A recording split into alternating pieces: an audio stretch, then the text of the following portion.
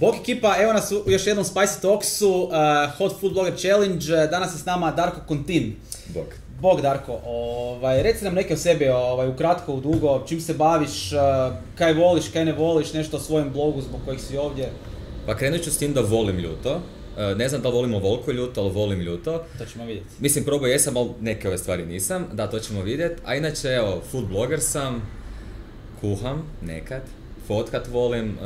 Sad imamo neki svoj fotografski studio koji se bavi produkcijom fotografija i videa za hranu, sve food related. Možeš reći ime, nije ono... Aha, Flavorific. A mislim, ko prati zna, ko ne zna, sad zna. Možda neki novi ljudi dođu. Da. I to je to u pravilu, to je onaj glavni dio. Imam još sa strane nešto što radim, ali to nije sad vezano. Ali znači jel bi se moglo reći da živiš od tog posla? Da, već par godina, na sreću. Odlično, drago mi je. Hvala. Da mi reći, ko radi s tobom znači na Flavorificu, odnosno... Povisno o projektu, trenutno... Mislim, imaš neki stalni tim ili su outsourcing? Imamo u pravilu stalno outsourcan tim, jer smo... Ovo je super. Da, u pravilu svi smo integrirani unutra pod taj jedan brand Flavorific. Znači tu je Vedran, začinjeno s ljubavlju, mislim da ćete njega gledat u ovom podcastu. Imamo Luku Travaša koji nam je dedicated fotograf. Ana je tamo ona glavna. Znaš Varan ti njega? Ne. Sad ćeš ga morat sad moram. Morat ćeš ga googlat. Mislim, Daran je fotograf, pa onda mislim, meni to nije, ja nisam u tom svijetu. Pa ne, on je baš snima sve... Je li baš specijaliziran u hrani ili... Ne, sad smo ga ubacili da se specijalizira u hranu, inače majstor za, ajmo reći, lifestyle. Znači, ali više snimate baš ono video produkcija, odlična stvari radi. On nam je glavni zadužen kad cinemagrafe radimo i slično. Obično imamo i stilista, ali to ovisno o projektu kako nam za koji treba. Vedran nam inače kuha, on je kao glavni šef. I tamo je s nama Ana koja zapravo menedžira i handla sve nas, jer zna biti ludo. Da, dobro, to se mogu misliti. Ja ću krenuti stavljati prvi umak barbecue na ove naše krušiće. Neće bez briga, ovo je onak. Ovo je čisto Ovo je barbecue, fali nam Davor da neku mesinu gore stavi.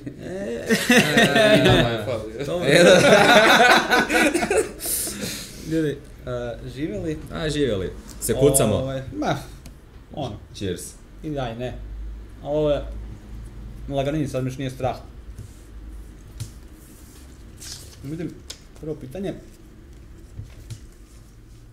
Koje je zapravo isto za sve. Inače ako se počne skidati, to je zbog umaka.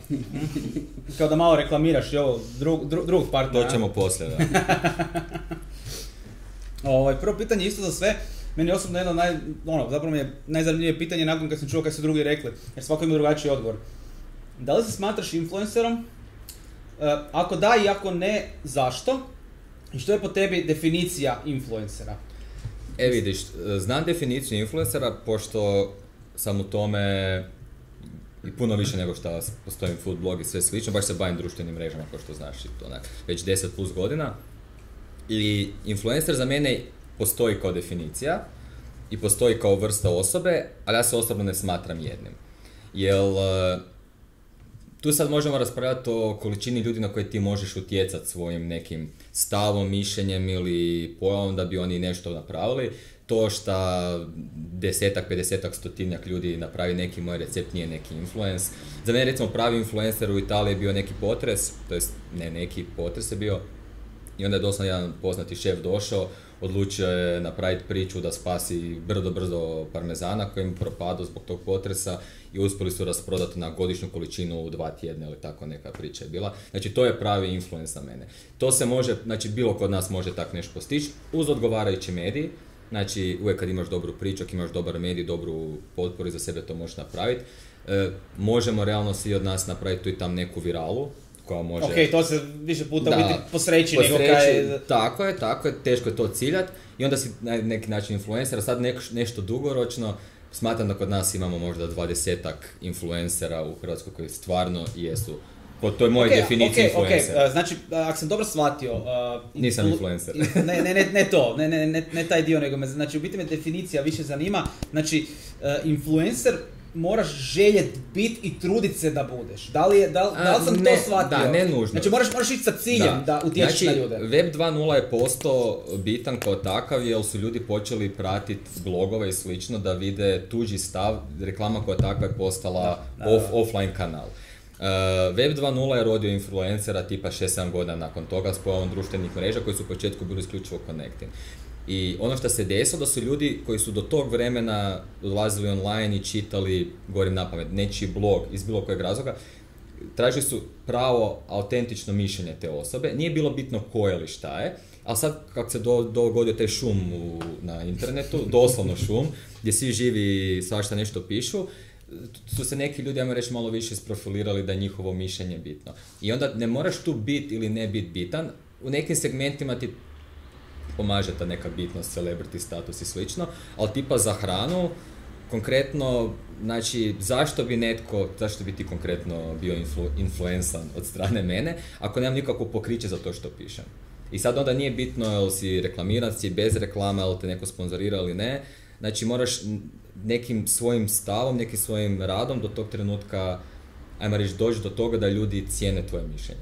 Ja i dalje kažem, ne smatram da tu imam neki utjecaj na ljude, ali znam da je ljudima zanimljivo s jedne i druge strane da isprobavam i testiram na sebi nešto što bi možda oni, pa ajmo reći da sam onak fail test neki za neke recepte, znači onak bolje nek kontinuis proba, pak ne prođe, ili ako ne izgleda lijepo neću ja, ali znaš, u tom nekom smislu, ali to im je zanimljivo, znači sad da će neko na temelju, ako ja kažem da je ovo fino, reći, Darko rekao da to fino, nemamo svi to kupiti, neće. Dobro, ja mislim da hoće, da si ti zapravo, da si možda malo podcijenješ, da si jako dugo si na toj sceni, i da te ljudi znaju zapravo više nego kaj misliš da te znaju. Tak da, dobro, možda su se upoznali s mojim ukusom kroz godine, ali to je to.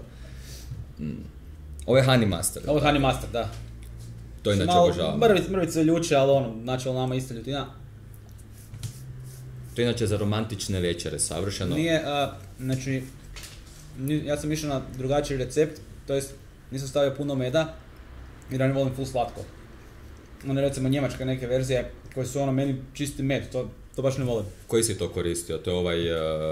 Med? Ne, senf, Ovo ti je baš gorušica. Baš je, ja. Iz gorušice smo radili, senf namakali u jabučnom octu, domaćem. Finje. I onda ti se blenda i dodaje unutra ulje već zaboravio recept. Nice. To je to.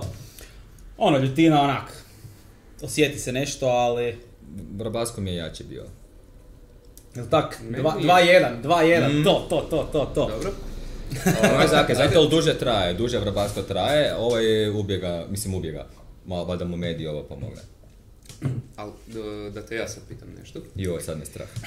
Ma ne, se okrenemo na drugu stranu. Ovo ćeš lako odgovoriti, samo je znači formalnost. Koji medij najviše koristiš dok se predstavljaš ljudima, odnosno dok stvaraš sadržaj? I što bi se dogodilo da taj medij samo nestane? Ne da samo nestane, nego da ga ljudi prestanu koristiti, jel? Ništa neće nestati prek noći da se osvojim, opa. Gledaj kak je Facebook krenuo. Šalim se ljudi, Facebook vam je živ. Svi vi 30 plus. Pitaj klince, Da. Ne, dobro, imam neku sreću da od onih prvih dana, kak se zapravo znamo, mi šaltamo sve te društvene mreže, znači idemo gdje nam je neki interes, tako da nekad je Twitter bio sve, ja sad nisam bio iskreno na Twitteru već 4-5 mjeseci, onda sam išao samo notifikaciju riješiti.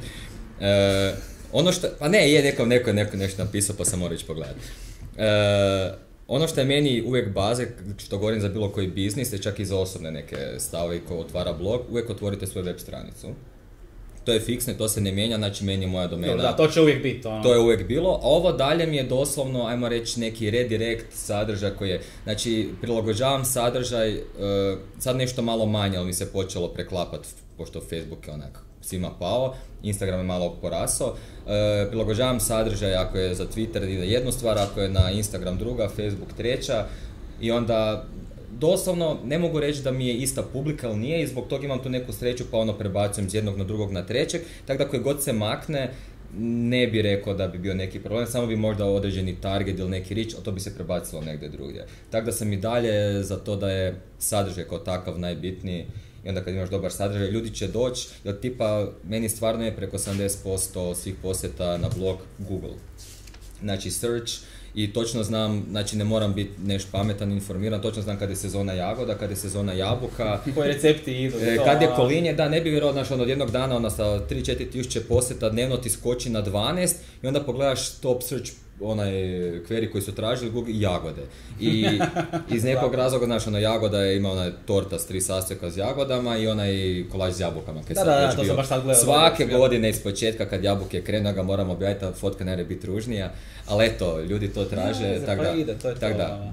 Znači da mi Google umre, pošto ljudi ne bi znali doći na web sami, onda... Dobro, to se neće desiti, hvala Bogu, jer to desi, onda je nešto ružno. To je jedino što bi fakat onak bojao se da mi onda. Dalje, Habanero Original, znači 80% habanero fermentirani, ima taj baš fermentirani miris, on je već malo ozbiljniji ljudi. Mislim da mi kolegica jedna voli jako ovaj umak.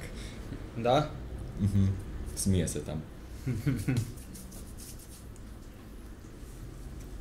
To čak mislim da mi je bio prvi koji sam probao tvoj dezafrkance. Kad sam došao... nisi ono, kad dobio si tipa od 1 do 4, ma gledaš 4 krenut, ono, kao, drugo. Ali tako to ide, ja sam dobio od Secret Sante iz Engleske čokoladu koja ima 4 dijela. Spicy, fiery, hot i onaj ultra nešto. Naravno da ove prve 3 nisu uopće zanimljive, nego ideš odmah na 4. Da, jer ono, jer, ono, da znaš šta te čeka, ako je ova blaga, onda su sve ostale blage. Ovo ima dobar aftertaste. Gle, dolazit će ljutina još neko vrijeme. I sam da se odmah požalim, dobio sam vodu, nisu mi htjeli dati varionica pivo. Nema, škrti smo, on neće, kako bi to bilo u kadru da izgleda sad ovako tipa 3 ovdje. Ja sam doslovno tražio da se ta piva stavi na stol, ali dobro. Evo, dečki, ovaj karton Darko. Mogli smo i mljekaru neku angažirati da nam neko mlijeko dostavi. Mogli smo, da, i to isto. Onda ne bi bilo fair prema drugim. Onda bi morali puno više ljutog staviti, ovak je ono, znaš. Ti dobro? Pa ono, ja uvijek na kraju jedini u tome. Inače, meni je dobro, ja sam prije 2-3 dana taman gripu prošao, tako da ako me sad otpusti na nos, bit će zabavno. To je super. Koje pitanje, aha. Koji ti je neki ultimativni ono cilj u životu? Ne neke sad ono realno kaj misliš sad svaki dan, nego ono ultimativno kaj bih htio pit? Umret sretan. Znaš ono kao ono da možeš biti, ne bilo ko, nego mislim ono, svoja varijanta. Još malo. do ripera. Svoja varijanta nekog i radit nešto. Kaj bi radio? I da ti to može novce donositi, znači nemoj sad ograničavati ono sa oni kaj ljudi rade. Kaj bi htio spavat doma u krevetu i za to dobijat pare. Čisto ono. Da, znači baš sam nedavno pročitao jedan svoj stari intervju gdje su me pitali gdje si vidiš za 2, 5 i 10 godina. I odgovor mi je bio jednak, to jest isti za sva 3 perioda i sam baš rekao kako bi bilo lijepo da jednog dana živim od bloga, ali konkretno od fotografije. Fotografija, znači blog me zainteresirao zbog hrane, ali me fotografija o njemu zadržala. I to je neki moj gušt u svemu tome i onak, zato imam nekad recept. Stavim mlijeko i čija sjemenke i čeke da se to nabubri i to je to. Ali napravim... Ali su fotke ono... Da, ali pokušavam imam neku svoju viziju koju preko fotke pokušavam prenijeti. Tak fotka mi je izuzetno bitna. Meni je to 80% svakog jela kojeg prezentiram. I tako da mi je baš drago da mi se dogodila ta suradnja sa Infinumom gdje radimo preko Flavorifica, upravo to radimo. I sad smo već imali od prošle godine uz to što recimo evo baš kroz taj studio i kroz neke privatne angažmane smo uspjeli popularizirati te cinemagrafe kao format i već smo na svjetskoj razini počeli neke nagrade dobivati. To sam baš vidio. Da, tako da sam, izuzetno sam... Zanimljiva je fora, evo ja ću se te prekidam. Ja onak si mogu zamisliti da ja recimo te ne bi nikad mogao raditi čisto jer nemam dovoljno strpljenja. Jel to traje onak tipa, ne znam, 20 sati u komadu dok ti to sve neke napraviš i ono ti nije neke doboje? Ne bi vjerovao samo za jednu fotografiju koja je išla pitch perfect kako sam si zamislio, sam potrošio 40 i nešto radnih sati.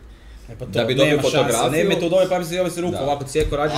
Ali ima s druge strane i situacija gdje to napravi za sat vremena. Rijeđe su, puno, ali ima... Kako ti čuva posao, ono kao... Ne! Actually, kad god me neko pita za cijenu, znaš, prije si uvijek gleda ono, radiš recept ili kuhaš ili slično, pa kažeš iznos 1, iznos 2, iznos 3. Sad je razlika, znaš, između skuha tijelo staviti, kao kinut jedan kadar, do samo složiti cijeli, znaš, kako znaju biti cijeli stolovi, da imaš lifestyle fotografiju gdje ti neko nešto drži.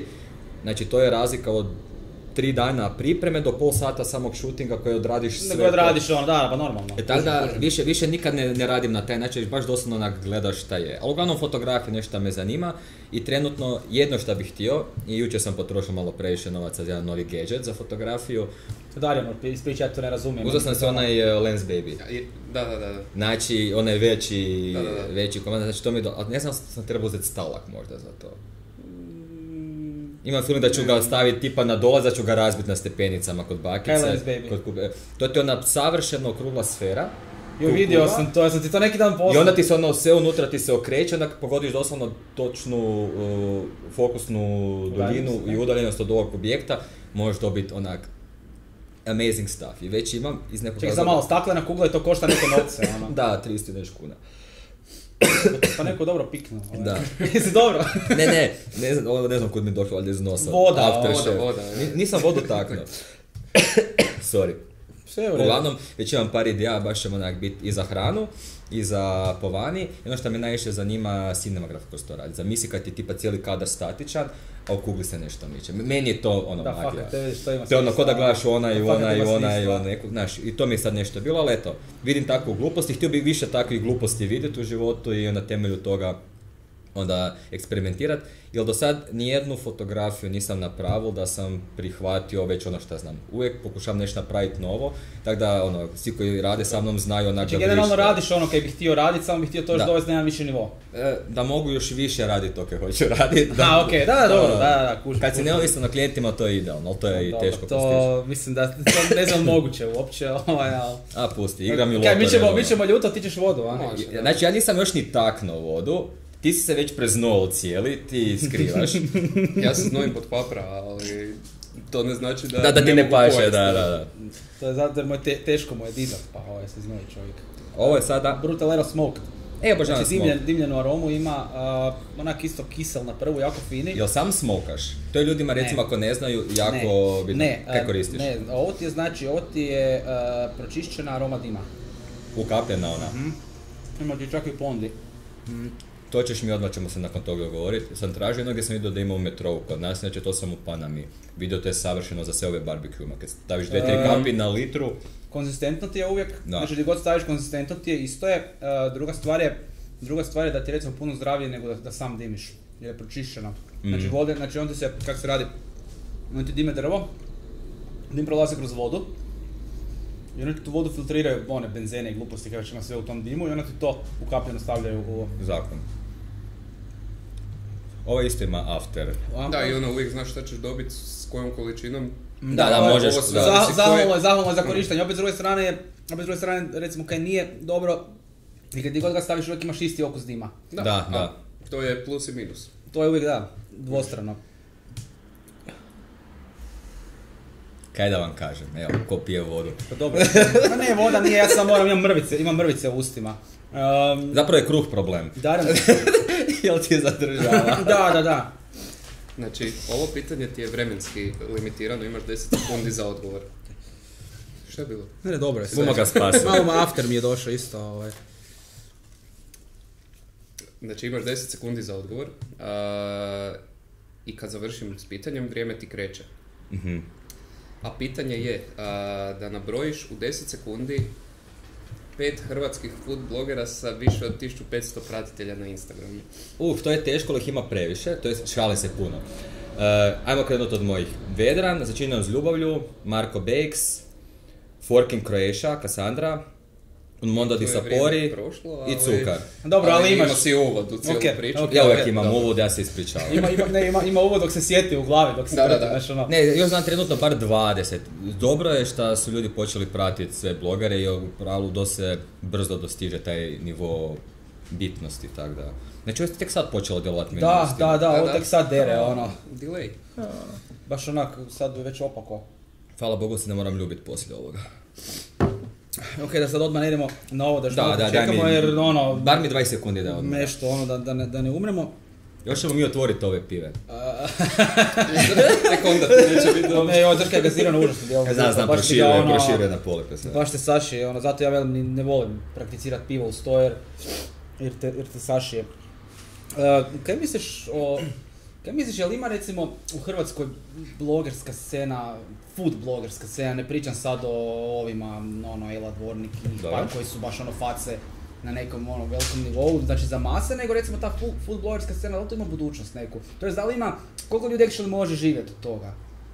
Mislim, znaš jer gle, moj ti prvi savjet, inače svima, znači došli su me ljudi prije pitali, kako su krenuli u blog i sve to, kak zaraditi od toga. I prvo kad svima kažem, nemoj tako gledati stvari. Ok, to je dobro, znači, to je dio jasan. I kad smo mi počeli surađivati na početku i znači s kim god prvo krenu uvijek napraviš nešto, im pro bono, im probaš, ili isprobaš, znači nekad neko pita, joj, zakaj na svakom receptu imaš neki brand, nemam, actually, koristio sam taj dan, stvarno sam koristio Zvijezda, majonezu, i stavio sam brand da ljudi vide, možda se njima svidi, možda će htjeti pomoći. Ok, pa naravno, moraš malo i ti potaknuti. Tako je, i smatram da je to jedini način na koji možeš dugoročno izgraditi sebe kao bloger, jer onda ti ljudi počnu vjerovati ili vide, znaš ako ti od prvog... Si autentičan, a ne da odmah od prvog dana pokaš brendove i Tako je, znaš ako si ti cijeli život jedeš ribu, jedanput te Cromaris financira, zapravo samo potpomažu tvoj gušt, ajmo to reći tako. Kako sad neko meni plaća da se bavim fotkanjem što je meni gušt, znači nisam se prodao za fotografije, već obrnuto, fotografija me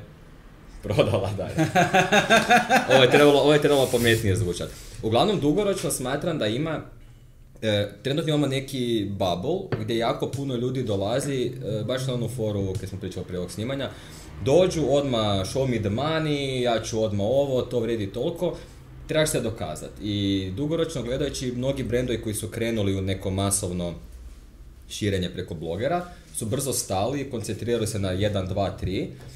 Upravo zbog toga vide da nema smisla, a s druge strane puno blogera, i to smo recimo vidjeli od prošlogodišnje Gastro Zvijezde do ove, M dođe, M puno se ne vrati unutar godine dana.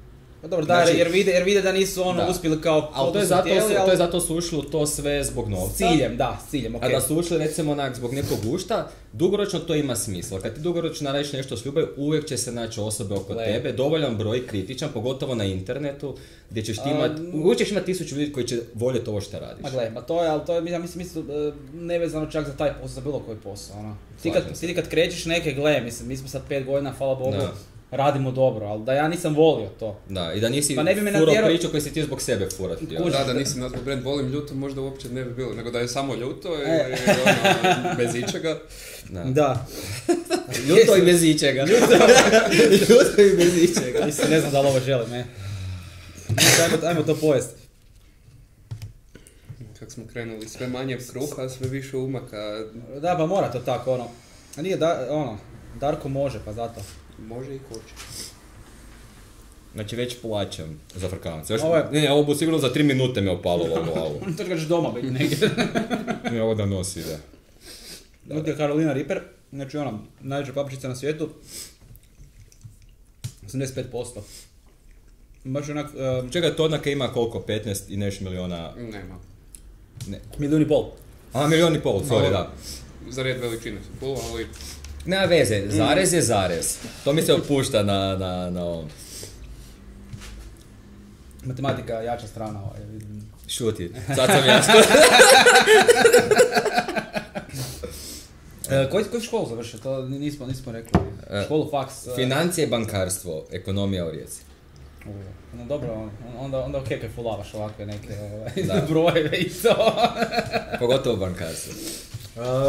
Jesi ikad radio išta vezano uz to? Jesam, turizam. Mislim, ti se još uvijek bavim. Dobro, to znam za obitelji. Dobar. Skoro. Ne, s tim još uvijek imamo to nešto obiteljski. A mislim, bavio sam se standardno, mislim, sve danas ekonomija i ovo ti ekonomija prodaje u konačnici na kraju dana. Ali u pravilu volim software i nakon Polara sam ušao u software development. To mi je bila prva firma još na faksu, kako sam krenuo. I tam reći da sam tam brusio marketing i sales. To sam kasnije pretvorio u turizam i ovaj drugi blog iznajmljivači koji je... Baš smo danas aktivirali sestru na njemu, tak da ima da radi. Prisjeća se sa suzom u očima. Da, sa suzom u očima. Tih dana, Tako da to mi se vezano uz fakultet, ali gledajući baš suštinski tipa, ako si doktor, baviš se medicinom, se bavio bankarstvom. Dobro, ali generalno mislim da danas toga malo koji faks u biti, malo koji posao u biti postoji, hoćeš ti Moraš biti multidisciplinaran, minimalno da. 3 discipline ako nemaš full osi futbol. Točno to. Ovo inače tek sad počelo, 5 noći mi ide. Da, malo... Hoćeš ti sad pitanje onda? Aha, imam pitanje još jedno. Ko ti je recimo na nekoj svjetskoj razini, ne na lokalnoj, na nekoj svjetskoj razini od food blogera, kuhara ili recimo, to je općenito na gastro sceni, ko ti je uzor najveći? Ili kom se najviše diviš, ne nužno uzor, ne mora biti da bih htio pitao. Heston. Da? Znači, njega obožavam, ja uopće ne mogu ni razmišljati da ću jednog dana bit blizu nekog šefa, kamoli da ću moći kuhat kon, ali ona je njegova zaigranost kon ima u kuhinji, znači čovjek će složiti jaje na oko od voća, bez jajeta, ili će složiti... Da, to je kreativa, to je baš čista kreativa. Znači čovjek neće uzeti ništa onak kako je i od tog napraviti neko jelo, u tom je savršeno, već doslovno vara ljude, vara nepce, vidiš da je slatko, dobiš slano jelo i znači sad tek radi. Kako si ti otišao malo prije po jogurt nek? Da, kao ta miza, jogurt malo. Kako to zeznuto šeće, znači onak kreneš, pojedeš prvu, a ako nije ništa, onda se brzo napuniš toga, kobasica, krumpira i onda nakon toga plaćeš 3 dana. Kod Davora, sa Anteom je imao neko... Kada je natjecanje imao, Da, ja sam to snimao, live sam, oni su imali neko natjecanje o tome, znači ona ga je pobjedila kad je najbolja fora, dobro, ona je imala slabiju papriču, njoj u obrnu, ali nikad nije jela ljuto. A na kraju Davor bil toliko onak, ne mogu vjerovat šta, i na kraju uzeo one komadić njezineke ostao i to je, znači on je bio tak suzan. Kad sam to vidio, rekao sam nikad to neću raditi. Ne, to ti ne treba, to ti fakat ne treba. To nikom ne treba. To nikom ne treba, to je baš, mazohizam. Ali respekt Davore i by the way najbolji barbecue ikad kod njega, tak. Ako vas pozove, budite počašćeni. Ako vas ne pozove, ajmo se svi pozvati. Da, ja ti često radimo sa svim kad sam pokrenuli i ovaj novi, ne znam si barbecue hot yard. Jesam, mislim da vas sliči pratim, da. Tako da ja sam isto ušao to, kupio sam roštilj, nagovorio me čovjek, prodao mi roštilj, Salesman. Tako da imam smisao. Hoćemo mi zaključiti lagano, jezik mi boli onak. Neće proći. Ma proći. Čim stisnem stop je gotovo. Onda bol prolazi. Ljudi, to je bilo to. Hvala vam na gledanju. Vidimo se uskoro u novom nastavku sa novim gostom ili gošćom. Darko, hvala ti puno. Hvala vama na pozivu, baš mi je bilo super ovdje. Nadam se da nisi previše izgorio. Nisam. Nije, to je to. Neću sutra prigovarati ništa veće. Sutra, dobro, večeras bi mogao malo želiti. Sutra neće. Ljudi, bok! Bok.